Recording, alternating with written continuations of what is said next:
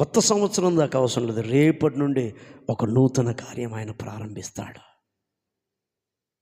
రాబోయే 2025 సంవత్సరం నీ జీవితానికి ఆశీర్వాదంగా ఉండాలంటే, ఆ శ్రమగల లోయను దాటాలంటే దేవుని బిడ్డలారా మనస్సాక్షి స్వరానికి అప్పగించుకోవాలి. అనగా మనస్సాక్షి శుద్ధీకరించబడాలి.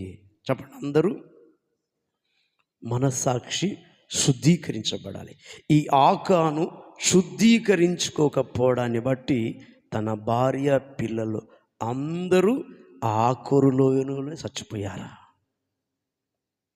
చావడం అంటే దేవుని పిల్లలు మనం అందరూ రేపు ఏం చచ్చిపోం, బతికే ఉంటాం, కానీ ఆత్మలో చచ్చిపోయిన వారంగా కనబడతాం. వీళ్ళు శారీరకంగా చచ్చిపోయారు, రేపు మనం ఆత్మలో చచ్చిపోతాం. వారు ఆకోరు లోయనే దాటలేదు. మనస్సాక్షి సరి చేసుకోలేని ఆకానును దేవుడు క్షమించలేకపోయాడు. కానీ